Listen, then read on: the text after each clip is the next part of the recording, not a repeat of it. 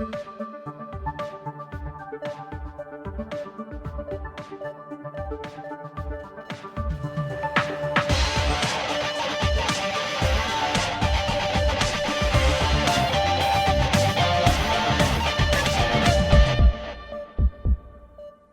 and welcome to the Neurocritical Care Society podcast. I'm your host, Dr. Nicholas Morris from the University of Maryland Shock Trauma Hospital.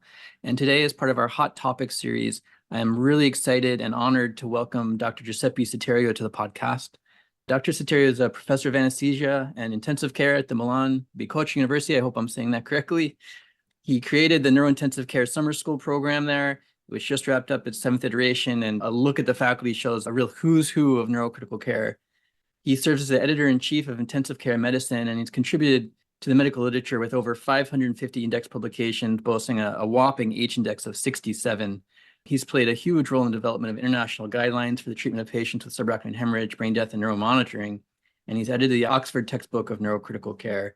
He's on the podcast today because he served as the senior author for a study that was published last August in Lancet Neurology, the Neurological Pupil Index for Outcome Prognostication in People with Acute Brain Injury, or ORANGE study.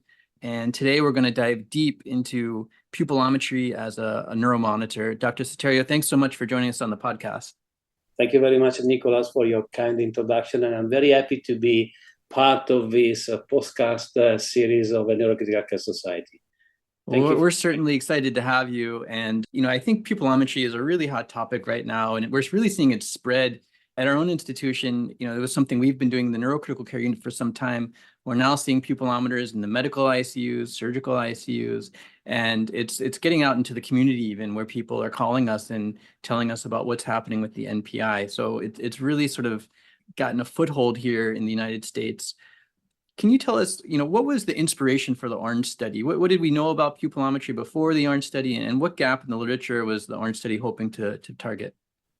Yeah, as you can imagine, we started to use pupillometry many years ago in our ICU. And in the past, we did run a larger multi-center European study on prognostication in cardiac arrest that was led by Mauro Oddo at that time.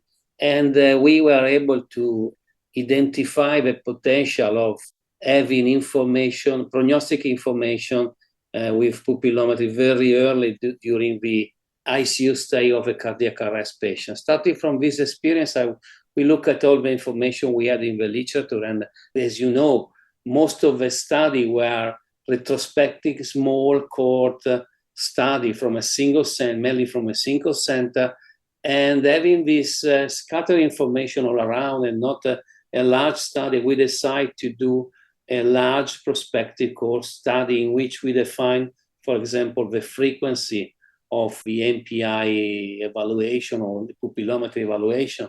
And we wanted to collect prospectively the information and collect also the 6-month outcome of this population in a proper way, in a standardized way. And the study, as you probably know, involved 13 centers in Europe and in North America. So we involved the center we were connected with in Europe and in your part of the world for understanding the use of pupillometry and the effect in large population of the changes of pupillometry and its link with long-term outcome of the population. So there was a need in the literature to fill up this gap, and we had an experience with a large prospective study earlier done, and so we wanted to do it with other pathologies. Great. Well, you mentioned that most of the work in pupillometry prior to the study was really done in patients after cardiac arrest. And so in the ORANGE study, you focused on patients with diagnoses of either traumatic brain injury or hemorrhagic stroke. How did you decide upon those inclusion criteria? And did you consider including other diagnoses, or how did that come about? Yeah, we didn't want to focus only on TBI, because at the beginning we were thinking about TBI, but we wanted to explore also, as you said, hemorrhagic stroke, because we saw this category like homogeneous, because we collect all together the TBI plus SIH and intracerebral hemorrhage, and we define 3 categories. We define not having more than 3 categories. Otherwise, it will be very complicated to understand, because if you have a small amount of, for example, meningoencephalitis or some hemispheric stroke that are not admitted in Europe very frequently in intensive care, could produce, let's say, as dishomogeneous information. So we wanted to focus on three pathology, and half of the population, almost TBI, and the other are vascular pathology. And the other point is that probably we were thinking also the effect of the potential effect of high ICP in this setting, but is not so evident in other settings. And so we selected this population for their frequency, for the potential of having an high ICP, and for the number of patients we had in the unit with these pathologies. That makes a lot of sense. Now, when you all were looking at pupillometry, we know there's a lot of variables that come off the pupillometer, and you focused on the NPI. Can you talk a little bit about why you chose the NPI and what the NPI is for those that don't know? Yeah, I think NPI is a value that is derived from latency of reaction, constriction velocity, and dilatation velocity, using a proprietary algorithm developed by the company that developed the pupillometry. The number coming from the machine of NPI goes from 0 to 5, and we decide to use NPI because many studies demonstrated that compared to other parameters, for example, constriction velocity, dilatation velocity, size at the beginning of the examination, NPI was refractory to sedation. And many patients in our setting have sedation in the early phase. So we wanted to have a robust value that was not influenced by sedation. Think about also the effect of sedation and pain that could be studied by pupillometry, because sedation and pain influence some of the parameters. But if you look at the literature, NPI is refractory mainly to sedation. And so we were interested to use something that wasn't influenced by this parameter, by sedation mainly. Okay, and for how long were you interested in NPI, and how frequently was the NPI tested? So we asked to the center where I practice. Some centers were able to do pupillometry every hour. Some centers did pupillometry in their setting every 4 hours. So we decided to have a standardized data collection every 4 hours, in which we collect pupillometry plus all the other parameters, systemic parameters, in both eyes.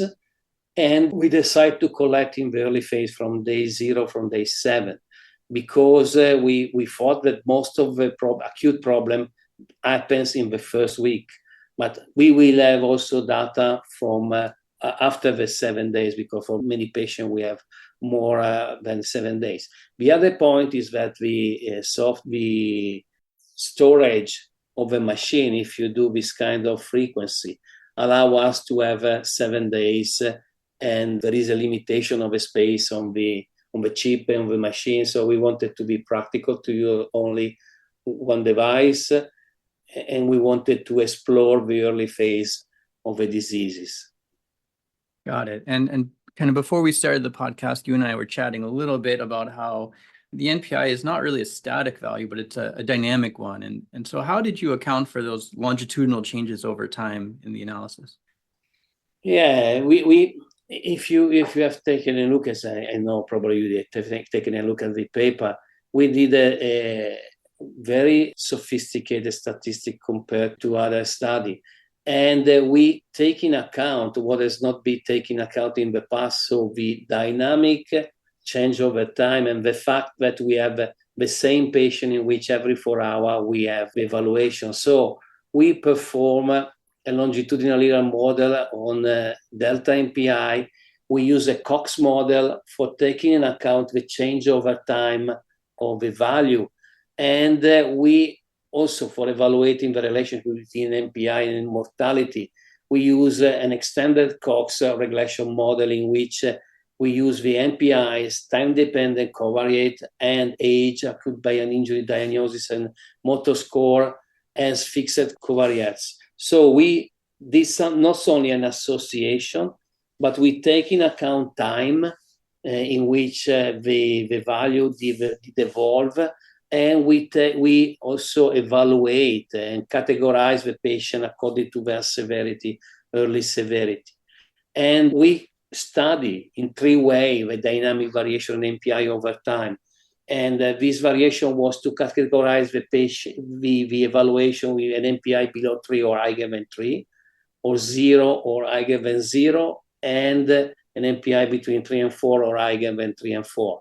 We use the value as a continuous variable, and we also make a delta between 2 evaluations. So we have evaluation now and the next evaluation, and we calculate the changes over time of this value. So we did a lot of statistics for accounting time and for accounting the repeated evaluation of a single patient. And at the end, we didn't say, at the end, we have more than 40,000 data points in this data set. There are a huge amount of data. And we analyze and we review for each of the patients enrolled in the study the trajectory of MPI in both eyes. And we selected always the worst value, so the lower MPI in the more pathological eye. So we have a huge amount of information, and we have a very good staff of biostatisticians in our university. They are very keen and used to evaluate parameter over time. So I think that the statistic, if you love statistics and you want to read more on the methods in the paper, is a solid approach compared to the retrospective study published in now, in which also time and repeated measure were not taken in account. Yeah, I completely agree, and I applaud you and your co-authors for the statistical analysis. I think it's really a step forward in how we can understand NPI as opposed to these retrospective studies that are just looking for a single, negative or maximally poor value as a predictor. What were the outcomes that you were interested in? You mentioned mortality. I imagine functional outcomes were in there as well. I think our endpoint were to look. We have two endpoints. To look at mortality and look at disability using the extended Glasgow outcome scale. And we wanted to understand the relationship between MPI and mainly MPI changes over time with these two parameters, mortality and disability. And we have also, I think is an important point, we also have independent evaluator of the Glasgow outcome scale at 6 months done by someone that wasn't involved in the early phase. So we collected routinely the data in the unit, and probably we didn't define any protocol. We didn't define any protocol for reacting to low or high MPI. We left the clinical practice as it is, and we wanted to record the changes. And we collect also information on therapy done to the patient, but wasn't our focus. Our focus is to understand the relationship between the evolution of MPI and the outcome 6 months later, making strong the evaluation because it's an independent evaluation done by others, not by the ICU staff taking care of the patient in the early phase. Got it. So that's sort of a very pragmatic, prospective, observational approach, not intending to suggest a treatment intervention for a given NPI value. Yeah, but I think this could be a next step in which probably we can think about a standardized response to pathological MPI. But at this stage, we were not at that point because we didn't know if there is a very strong relationship between the two parameters. And the other secondary outcome was to evaluate the relationship with ICP, and probably we can discuss later about this point. Great. Well, let's get into the results now. So what were your primary results in terms of the association with NPI values and mortality and disability? We probably documented that repeat abnormal MPI values, including the most extreme value of 0 in the first week, were predictor of poor outcome. This was expected, and this was documented by our paper. But we discussed earlier a little bit about trajectory. And we say that we can say that the patient with poor outcome, therefore Glasgow outcome scale equal or lower than 4, had more frequently value below 0 and value of 0. But most of the patient had at least 1 0 value or some value below 3. So we say there is a relationship with an outcome with a low value, but most of the patients have a low value. So how can we put together this information? Because not all the patients have a negative outcome. So there is an association with low values and outcome. But we added, as we discussed earlier about trajectory, that an increase of the number of a normal MPI measurement over time was associated with an higher probability of poor outcome. So it's like defining an area under the curve in which we define the number of evaluation in which the value is pathological, and the more frequent is this problem, more the probability of a very good outcome became lower. And also we look at the trajectory because we have 4-hour time window, but we have also a shorter period in some center. Having 2 consecutive MPI equal to 0 increase the probability of negative outcome very highly, I think around 15 times. And going to 0 is an alarm. I think we learned that going to 0 is an alarm. If we are able with some therapy or with some maneuver, or also the patient could return back to normality even without doing anything, if a value returned back to normality was a risk, but the risk returned back to be, there is no big association, strong association with a negative outcome. So we have an alarm.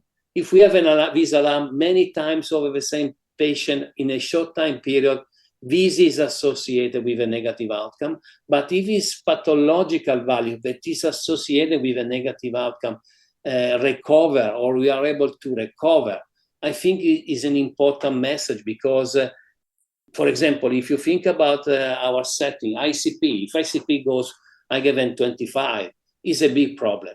But if you are able to return back and we don't stay to 25 for a long period, most of the patient will not have a negative effect of this situation. But if you stay all day long to 25, probably you are a sicker patient and you have higher probability of having a negative outcome. So I think we discovered in this study, wasn't planned, the value of trajectory of MPI. And I think the message for clinicians is that from our point of view, evaluating MPI over time is important.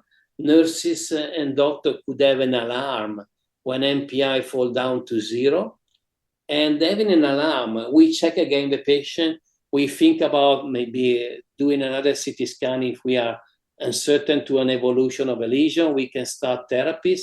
For example, if you are recording ICP and the same value of ICP have a reduced value on MPI, we start treating ICP, for example, try to reduce it. So I think MPI is an important value at the bedside. Is very solid because could be done easily and nurses are able to do it.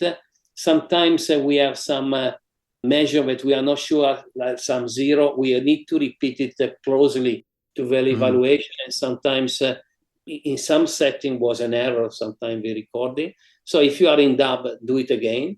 But the message is 0 is a problem when remains to 0 for a long time period. So it's not a single value. So a single value accumulates over time and became a problem. Yeah, I wanted just to point out to the listeners that I think this is the largest longitudinal data set of pupillary reactivity, regardless of whether you're using pupillometry or not, right? I'm not aware of another data set with so many evaluations of the pupil. And an NPI of 0 is a non-reactive pupil, which many people don't need a pupillometer to identify. So this is actually, in my mind, it's widely generalizable beyond just what you're getting with a pupillometer and an MPI of 0. This is teaching us something, I think, important just about our normal bedside evaluation of the pupil itself and what it means to have a non-reactive pupil and for how long you can. And I think what you all have beautifully shown is that even patients with an NPI of 0 or a non-reactive pupil can have good outcome if it doesn't remain non-reactive for a long time. So it's really the burden, the time burden of having a non-reactive pupil that's important as opposed to just one absolute value. Also, this is our experience. If you have a patient coming to your unit with blown pupils and the pupil return back easily and in a short time period, the patient could recover. So I think it's very simple. We measure it closely. And also, you said this is the largest data set of pupillometry. We explore now only MPI, but for example, is not presented in the study. We were looking also at the differential between the two pupils that has been published. A differential of an MPI higher than 0.7 could be a problem.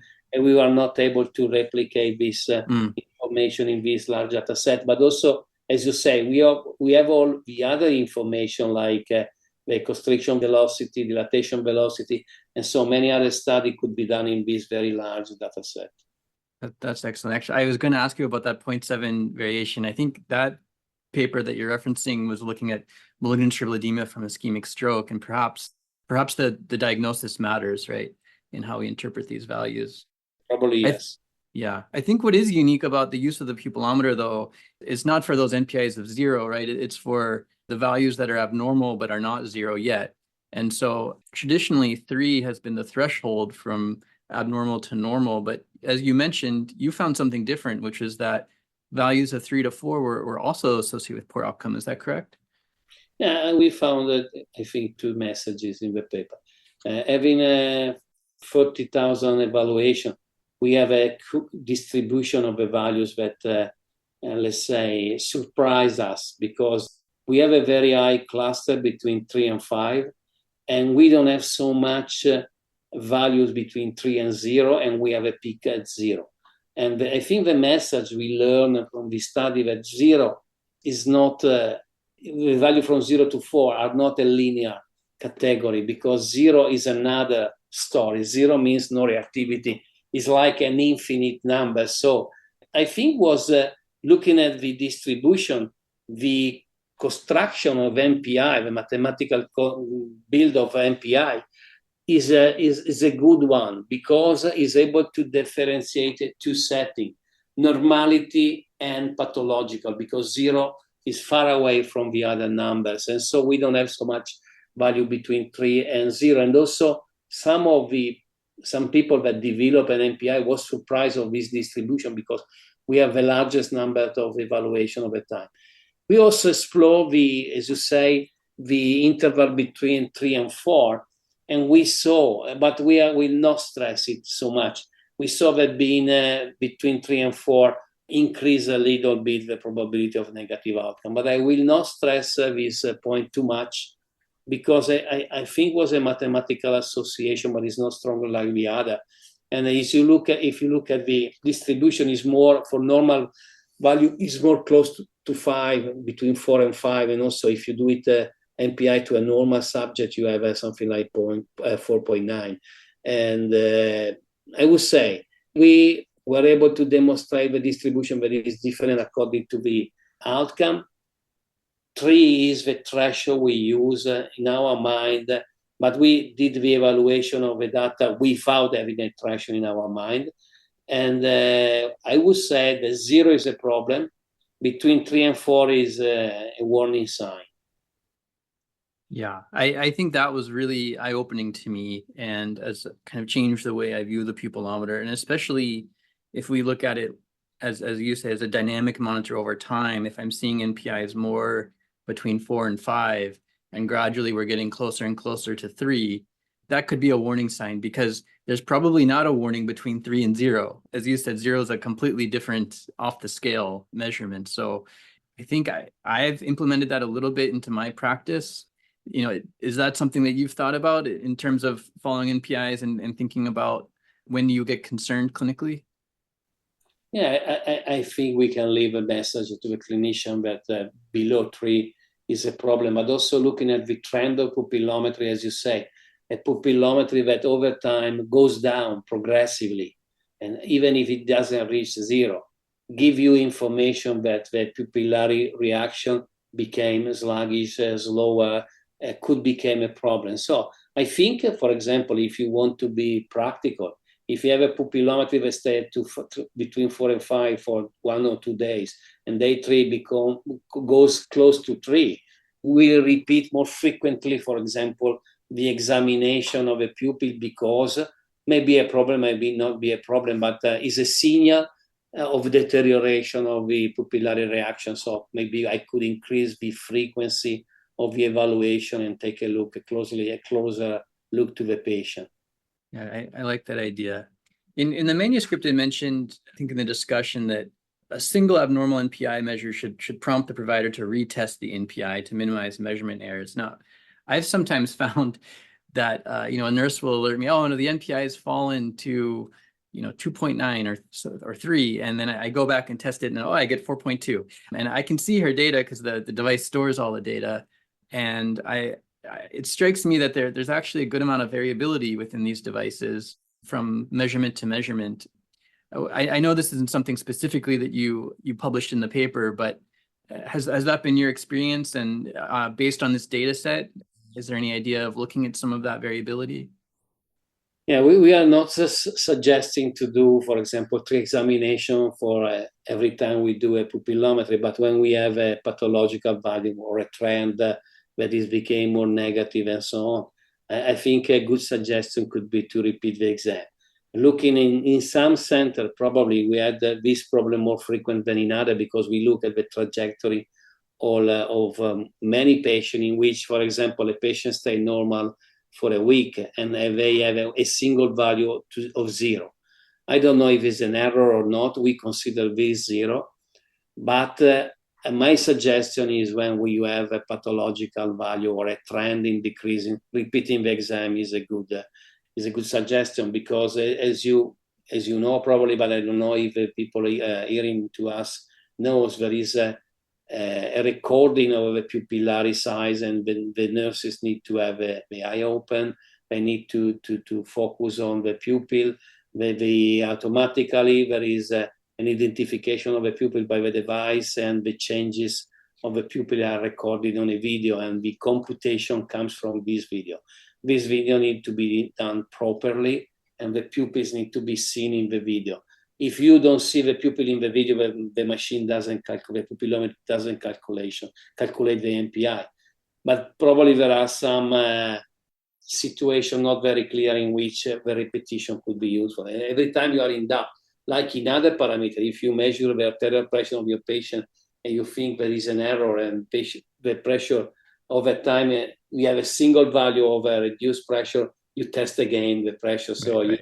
Need to be done also with pupillometry, because the story of the trajectory we discussed earlier, for me, makes the pupillometry not a single snapshot evaluation of the pupils, but a monitor that could be used over time for defining trajectory. And every time you have with a monitor, you have a problem with a trajectory, a value that you cannot justify. For example, an ICP, the spike up, you need to ask yourself if there is a problem with the technology, if you have to repeat the evaluation, and if you have to check again other parameters. In this case, you need to start again another evaluation with the pupillometry because it's very easy. But I think in doubt, making 2 evaluation is a wise move because it takes a couple of seconds, not so much. Right. You mentioned ICP, and that was one of the secondary outcomes for the study. So what did you all find in the relationship of NPI to ICP? Is NPI a reasonable surrogate for patients who don't have invasive ICP monitoring? I think this is a very hot topic because, being very clear, there are some colleagues that claim that NPI could be a surrogate marker of increased ICP. But as you know, and the community knows, changes in pupils are not only due to the uncal herniation, the compression of the third cranial nerve, but could be a problem inside the brainstem, could be other problems that influence the reactivity of the pupil, not only ICP. And on this setting, on this argument, we explore in a paper we are going to submit to a journal in the next few weeks, closely the relationship between ICP and NPI. In the paper published on the Lancet Neurology, we say that there is a low NPI were observed in case of elevated intracranial pressure.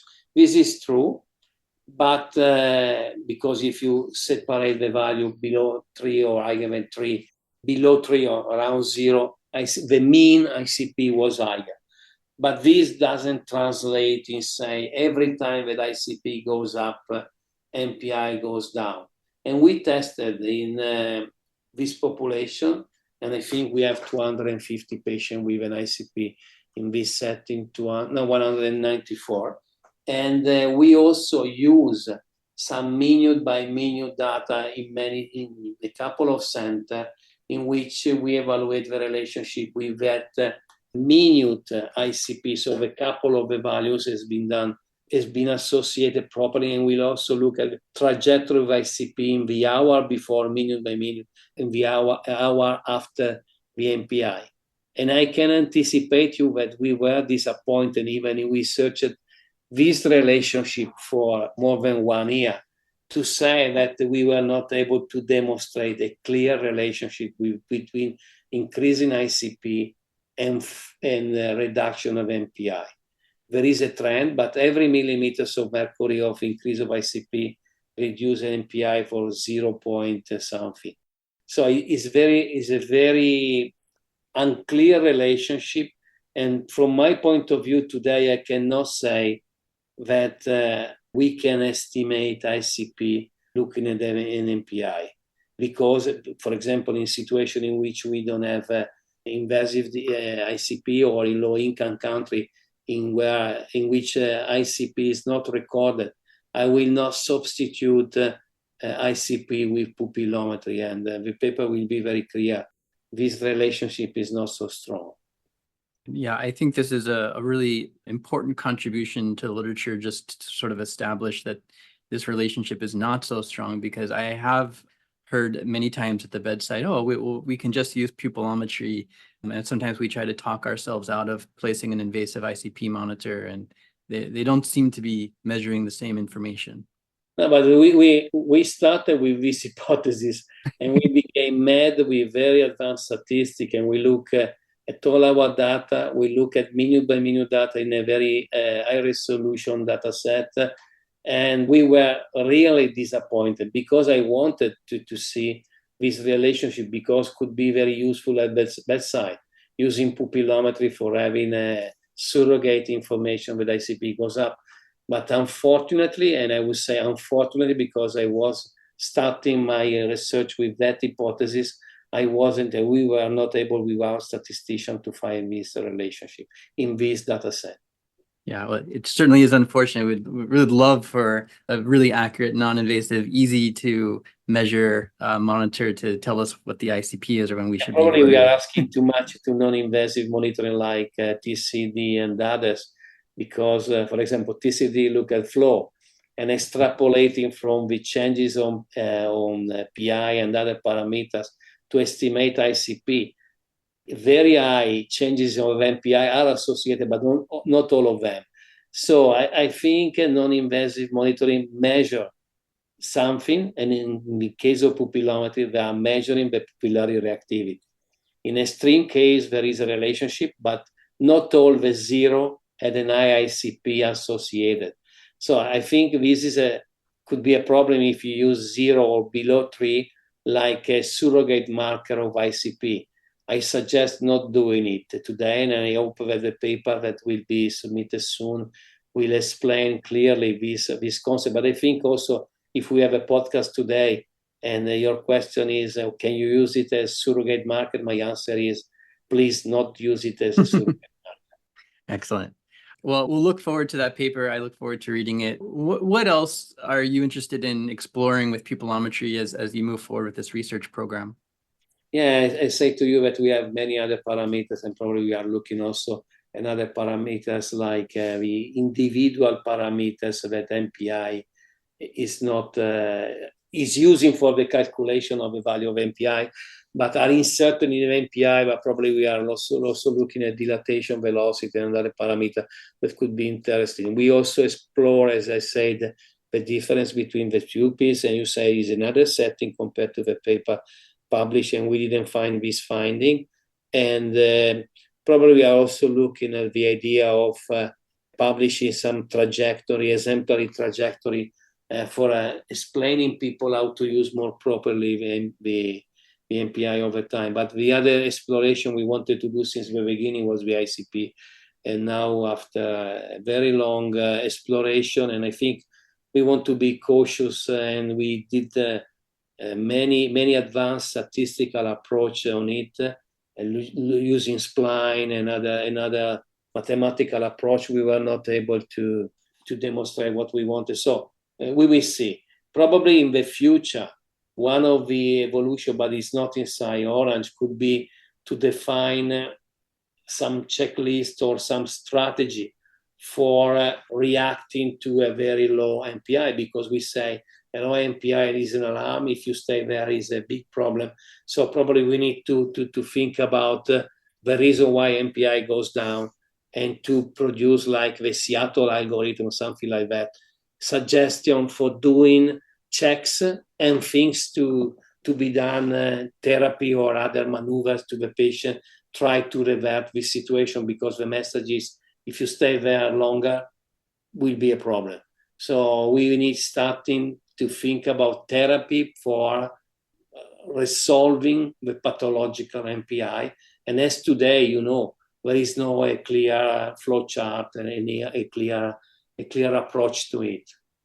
Yeah, I think it's so interesting. It's such an interesting question because of what we just talked about, that it's not a surrogate for ICP. So most of our therapies, I think we think of with low NPIs, are targeting the ICP, aren't they? And maybe we have to change our approach to low NPI versus high ICP.